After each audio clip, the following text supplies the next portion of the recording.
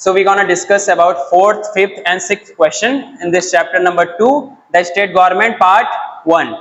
State government यानी किसकी, कौन सी सरकार की बात होगी? राज्य सरकार. कौन सी सरकार की बात होगी? राज्य सरकार. First question is asking that कि आपको मेजॉरिटी चाहिए, मेजॉरिटी के लिए कितना एमएलए का सपोर्ट चाहिए, मेजॉरिटी के लिए कितना एमएलए का सपोर्ट चाहिए. So in Chhattisgarh we have how many MLAs? We have 90 MLAs. कितने एमएलएस हमारे पास?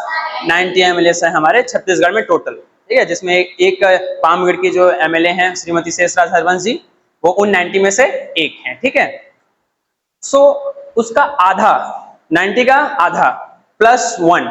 ठीक है, मेजॉरिटी क्या होता है? Half plus 1. मेजॉरिटी मतलब क्या होता है? Half plus 1.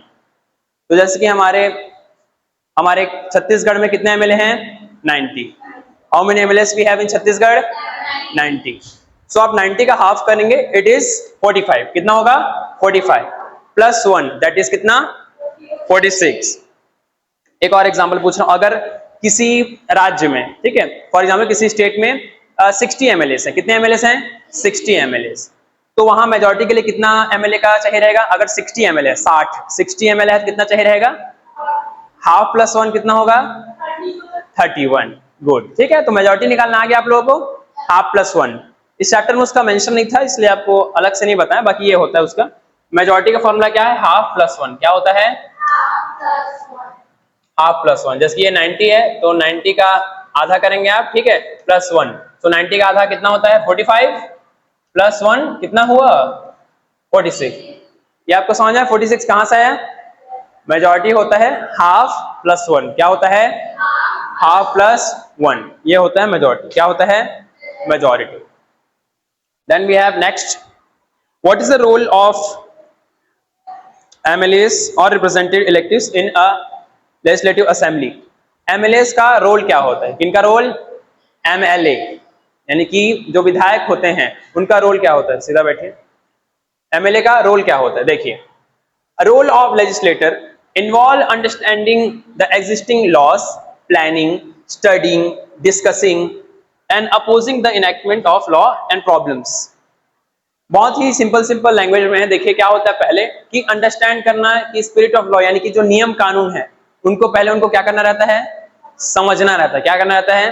समझना रहता है. दूसरा, अगर कोई नए लॉ की जरूरत है तो उसको बनाना रहता है. क्या करना रहता है? बनाना रहता है. नया लॉ का अगर जरूरत है उसको बनाना रहता है. फिर अगर डिस्कस वगैरह करना रहता है, क्या करना रहता है? डिस्कस करना रहता है. ठीक है, सपोर्टिंग और अपोजिंग. अगर कोई नया नियम आ रहा है, क्या आ रहा है? नया कानून आ रहा है. ठीक है, अगर वो लोगों के भले के लिए है तो उसको सपोर्ट करना है. क्या करना है? सपोर्ट. और अगर लोगों के भलाई के लिए नहीं है तो उसको क्या करना है? अपोज करना है. क्या करना है? सपोर्ट मतलब आप लोग सभी जानते हैं सपोर्ट. अपोज सपोर्ट का उल्टा है. सपोर्ट यानी कि किसी का समर्थन देना. ठीक है, सपोर्ट करना जो आप जानते हैं, साथ देना वगैरह. अपोज जो होता है सपोर्ट का उल्टा है, अपोजिट वर्ड है. क्या है? Opposite word. ठीक है, और लोगों की समस्या का क्या करना? हल करना. रीजन यानी इलाके, उनके इलाके के लोगों की जो प्रॉब्लम्स है उसको क्या करना? क्या करना? सॉल्व करना. ठीक है. Then we have our last question, that is when you become MLA of your region, then what you gonna do? आप सभी ने वो नायक मूवी देखा है, एक दिन का सीएम? ठीक है, तो वैसे ही एक दिन का नहीं, आपको मान चले पूरा 5 साल के लिए MLA बना दिया जाए. या कितने दिन के लिए बनना चाहते हो? कितने दिन या साल के लिए बनना चाहते हो आप लोग? क्या 65 साल तक? उसके लिए फिर IAS बनिए आप. ठीक है, तो देखिए, आपको अगर MLA बना दिया जाए तो आप क्या करेंगे? तो इसको बिल्कुल रटने वगैरह की जरूरत नहीं है. अगर आपको MLA बना दिया जाए तो बेसिकली हम लोगों का वेलफेयर करेंगे. क्या करेंगे? वेलफेयर. वेलफेयर यानी होता है कल्याण. क्या होता है? मतलब भला करेंगे. क्या करेंगे? लोगों का भला करेंगे. ये एक वेलफेयर है. क्या है? वेलफेयर. वेलफेयर यानी होता है कल्याण. क्या होता है?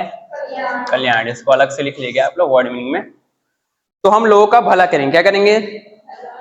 देखिए, इफ अगर मैं MLA बन गया या बन गई तो क्या करेंगे आप डेवलप करेंगे. किसको डेवलप करेंगे?